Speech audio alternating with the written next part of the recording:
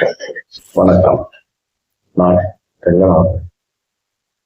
அழகர் ஜோதிடம் எங்களது 3வது பதிவை வெளியிடுவதில் மிகுந்த சந்தோஷம். உங்களின் மேலான ஆதரவு எங்களை இன்னும் ஊக்கப்படுத்துகிறது. அதற்கு உங்களுக்கு என் நன்றி. இப்போ முதல்ல ஜாதகம் எழுதுவது எப்படிங்கிறது 2 பதிவு மூலமா தெளிவா ஜாதகம் எழுதியாச்சு. இன்னமே நட்சத்திரத்திலிருந்து ராசியிலிருந்து ஒண்ணுக்கும் விவரம் சொல்லிட்டு வந்துருவோம். ஜாதகம் எழுதியாச்சு, ராசி சக்கரம் நவாம்ச சக்கரம் போட்டாச்சு. ராசி சக்கரம் நவாம்ச சக்கரத்தை எப்படி கட்டங்கள்ல கிரகங்களை வைக்கிறதுங்கிறது தான் இந்த பதிவு. பஞ்சாங்கத்துல ஏற்கனவே கிரகங்களின் பாதச்சாரம்ங்கிற தலைப்புல எந்தெந்த கிரகம் எங்க இருக்கு, நவாம்சத்துல எங்க இருக்குங்கிறது பஞ்சாங்கத்திலே இருக்கும். அதை நம்ம அப்படியே எடுத்து அப்படியே போட்டோம். இப்போ இது எப்படி வருது, எந்த மாதிரி எந்த அடிப்படையில அவங்க போட்டாங்கன்னு சொல்றதுதான் இந்த பதிவு. சரி, இப்போ நட்சத்திரங்கள், நட்சத்திரத்தின் பாதங்கள், ராசிகள், ராசிகளை எப்படி பிரிச்சிருக்காங்க பார்த்தோம்னா, அசுபதி முதல் ஆயில்யம் வரை 9 நட்சத்திரங்கள், மகம் முதல் கேட்டை வரை 9 நட்சத்திரங்கள், மூலம் முதல் ரேவதி வரை 9 நட்சத்திரங்கள். 1 ஒன்லி 9 வரும். 3 9 27 நட்சத்திரங்கள் மொத்தம்.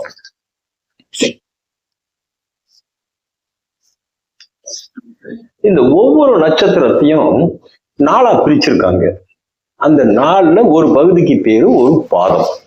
இதுதான் கிரகங்கள் நின்ற நட்சத்திர பாதம்னு சொல்றது. 27 நட்சத்திரத்துக்கு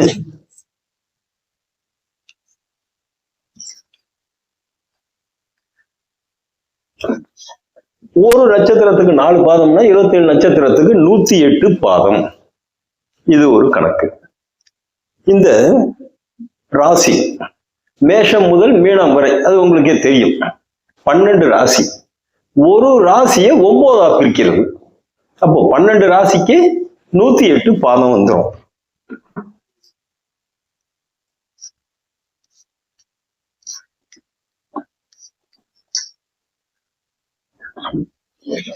இந்த 108 தாங்க கணக்கு.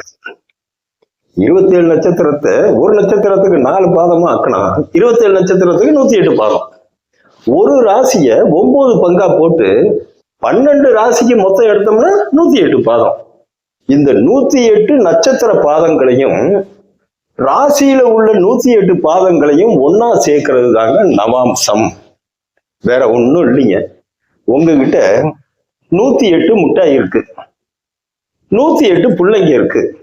இந்த 108 பிள்ளைங்களுக்கு 108 மிட்டாயை வரிசையா நிக்க வச்சு ஒண்ணா கொடுத்தா எப்படி கொடுப்பீங்களோ அப்படி தாங்க நவாம்சம் போடுறது. வேற எதுவுமே பெரிய விஷயம் இல்லை, சாதாரண விஷயம்தான். இப்போ இந்த நட்சத்திரத்தை பத்தி ஒரு சின்ன குறிப்பு தர்றேன். 1/1 9 எழுதிட்டு வந்து ஒரு டேபிள் போட்டோம்னா அது குறுக்கே ஒரு கோடு போட்டோம்னா இந்த 3 நட்சத்திரமும் சேர்ந்தது கேதுவின் நட்சத்திரம்.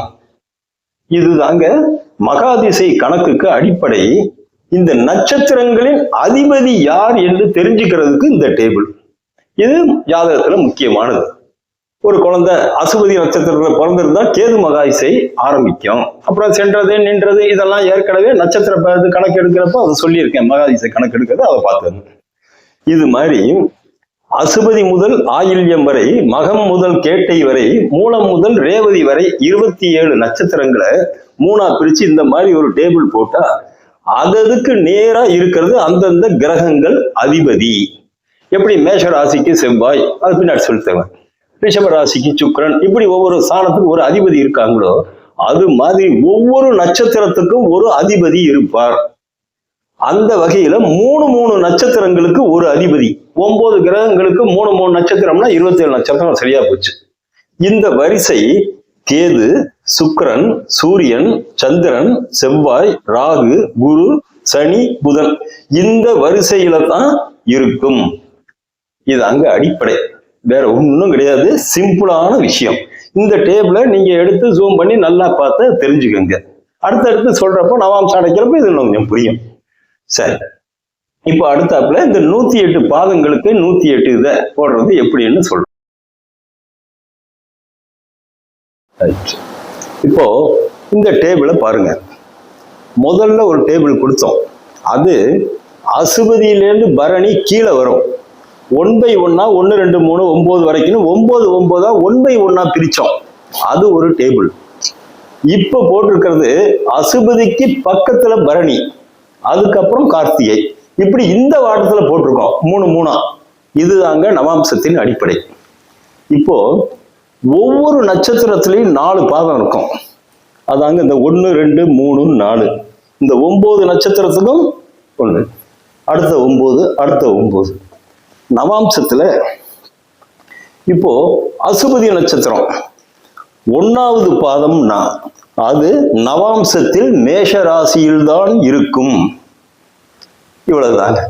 இப்போ இதை வச்சு நீங்க எந்த நட்சத்திரத்தை வேணும்னாலும் நவாம்ச சக்கரத்துல இந்த இது இருக்கும். இப்போ குரு மிருகசீரிஷம் நட்சத்திரத்துல இருக்குன்னு வச்சுக்கோங்க.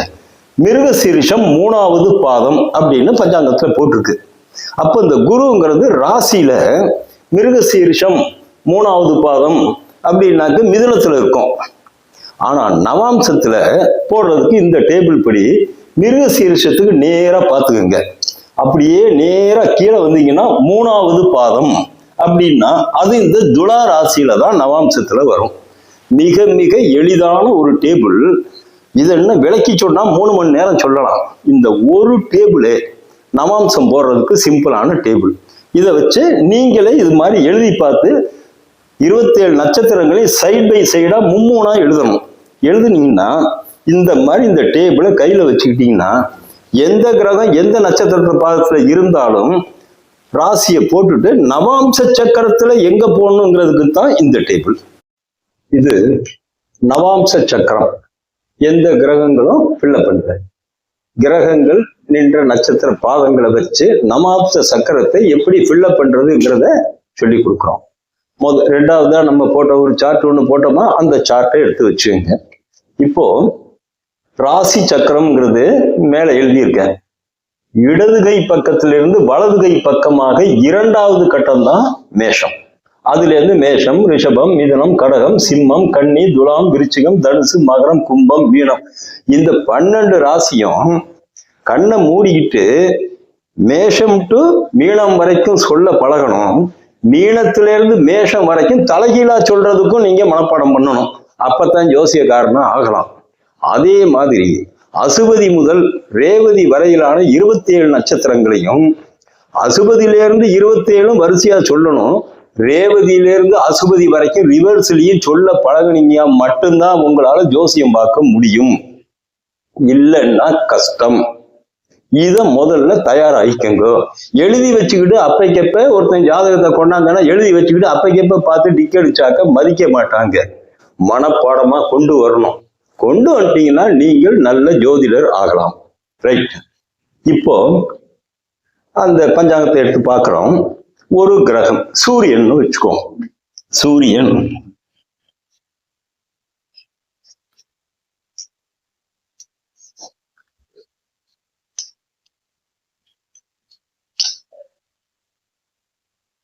சூரியன் உத்திரம் 3ன்னு போட்டிருக்கு. இதுக்கு ராசி சக்கரம் எது அப்படின்னு கண்டுபிடிக்கணும். இப்போ இந்த மனப்பாடமா நீங்க நட்சத்திரத்தை எடுத்துக்கிட்டீங்கன்னா அசுபதி பரணி, அசுபதியிலிருந்து ஆயில்யம் வரைக்கும் 9, மகம் 10, பூரம் 11, பூரத்துக்கு அப்புறம் உத்திரம். அப்போ 11 நட்சத்திரம் முழு நட்சத்திரம். 12வது நட்சத்திரம் உத்திரம் 3. 11 நட்சத்திரத்துக்கு 4 பாதம்னா 44 பாதம். உத்திரத்துல 3 பாதம்.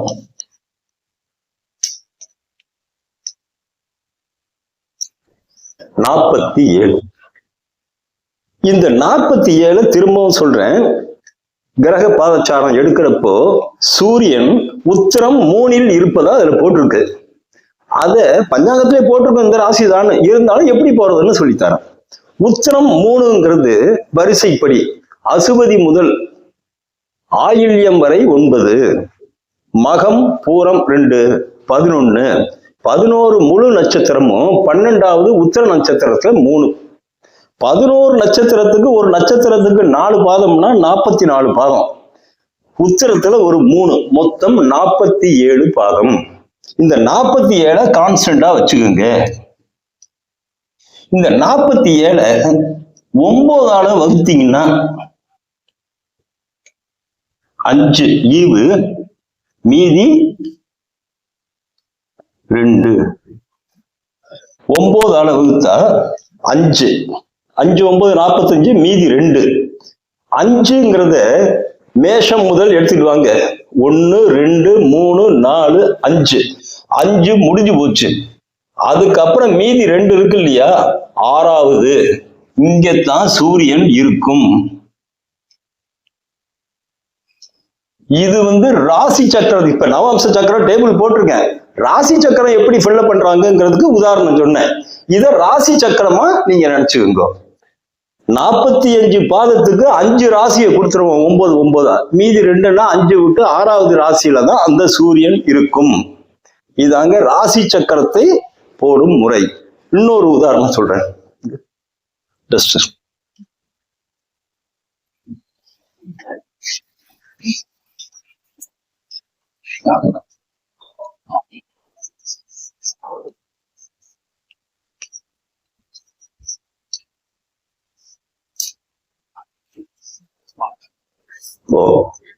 சந்திரன் அவிட்டம் 1ல இருக்கிறதா வச்சுக்கோ. இந்த அவிட்டம்ங்கிறது எத்தனையாவது நட்சத்திரம்னு கண்டுபிடிக்கும்னா, முதல் டேபிள் ஒண்ணு போட்டோம் பாத்தீங்களா, அசுபதி பரணிய ஆயில்யம் வரைக்கும் 1 by 1 கீழே 9 எழுதி அந்த டேபிளை எடுத்துக்கோங்க. ஒரு நட்சத்திரத்துக்கு அந்த 9 வரிசையா வரும். நீங்க அந்த 3 3 பிரிக்கிறப்பே அது உங்களுக்கு தெரியும். முதல் பகுதி 9 இருக்கும், அடுத்தது 10ல இருந்து 18 வரைக்கும் இருக்கும், 3வது பகுதி 19ல இருந்து 27 வரைக்கும் இருக்கும். இப்ப இந்த சந்திரன் அவிட்டம் 1ல இருக்குங்கிறத எப்படி கண்டுபிடிக்கணும் ஈஸியா அப்படின்னாக்க, அசுபதியிலிருந்து ஆயில்யம் வரைக்கும் 9, ஆயில்யத்திலிருந்து கேட்டை வரைக்கும் 9, அப்ப 18 ஆச்சு. இந்த 18 அப்படியே வச்சுங்க. அதுக்கப்புறம் மூலம், பூராடம், உத்திராடம், திருவோணம், இதுல ஒரு 4. அதுக்கப்புறம் தான் அவிட்டம். இந்த 22 போட்டீங்கன்னா 88, அவிட்டத்துல 1, இந்த 89. இந்த 89 9 வகுத்தீங்கன்னா 9 9 81, மீதி 8. அப்பனா 9க்கு அடுத்தது 10வது ராசி. மேஷம் முதல் 10வது ராசி எண்ணிக்கிட்டே வந்தீங்கன்னா, மேஷத்துல இருந்து விரிச்சிங்க 8, தனுசு 9, மகரம் 10. அப்ப இந்த இடத்துலதான் சந்திரன் இருக்கும். இது இப்ப நான் சொல்றது பூரா நவாம்சத்தை கூட நான் எடுத்து சொல்றேன். ராசி சக்கரம் இப்படி வச்சுக்கோங்களேன். ராசி சக்கரம் ஃபில் பண்ற ஃபார்முலா இதாங்க. இதுக்கு 2 உதாரணம் போதும். மற்ற கிரகங்களை நீங்க இதே மாதிரி போட்டு நீங்க பழகிக்கலாம். ரைட், அடுத்தது நவாம்சத்தை பத்தி ஸ்டார்ட் பண்ணுவோம். இப்போ இந்த சந்திரன் என்ற நட்சத்திர பாதத்தையே நவாம்சம் போடுவோம். சந்திரன் அவிட்டம் 1ல இருந்தா மகர ராசியில சந்திரன் இருக்கும். நவாம்சத்துல எங்க இருக்கும்? இது அங்க நவாம்ச சக்கரத்தோட ஃபார்முலா. டேபிளை பார்த்தும் நீங்க போடலாம். இது அதுக்கு உண்டான கால்குலேஷன். இந்த 89 காமன். இத திரும்பவும் சொல்லித்தரேன். அவிட்டம் 1ங்கிறது அசுபதி பரணி கார்த்திகை ரோஹிணி நீங்க எண்ணிக்கிட்டே வந்தீங்கன்னா 22 முடிஞ்சு 23வது நட்சத்திரமா வரும். இதை ஷார்ட்டா நாங்க எப்படி சொல்வோம்னாக்க, அசுபதியிலிருந்து ஆயில்யம் 9, மகத்திலிருந்து கேட்டை 9, 18 வந்துருச்சு, 19 மூலம், 20 பூராடம், 21 உத்திராடம், 22 திருவோணம். அப்ப 22 வந்துருச்சுங்களா? திருவோணத்துக்கு அடுத்ததுதான் அவிட்டம். அப்போ அவிட்டத்துக்கு முதல் நட்சத்திரம் வரை எத்தனை நட்சத்திரம்னா அது முழு நட்சத்திரமா இருக்கும். அவிட்டத்துல ஒரு பாதம் தான் இருக்கு. அப்போ 22 நட்சத்திரம் முழு நட்சத்திரத்துக்கு 88 பாதம், அவிட்டத்துல 1 இதை சேர்த்தோம்னா 89 பாதம். இந்த 89 அப்படியே 12ஆல வகுங்க.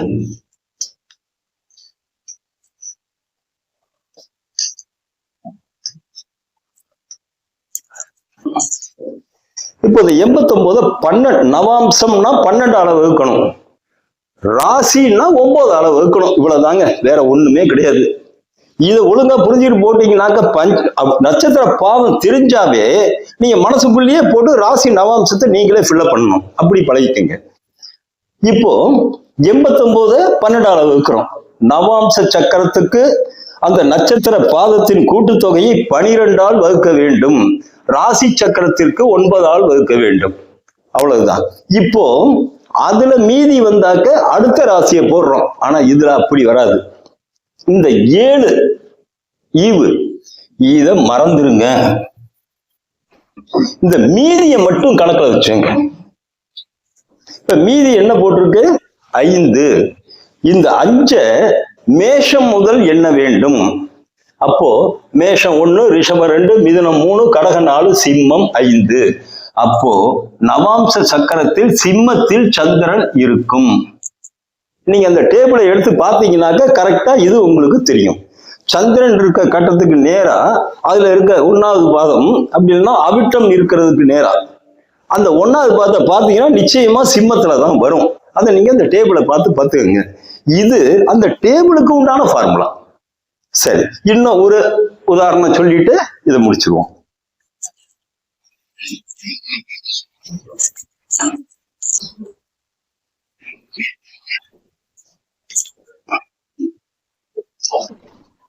குரு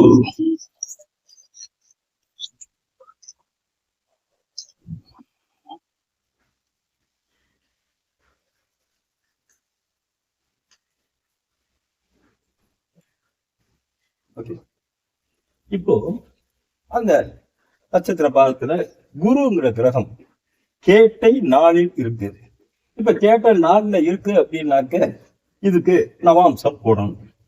அசுவதி முதல் ஆயில்யம் வரை 9, மகம் முதல் கேட்டை வரை 9, அப்போ 18 நட்சத்திரம்.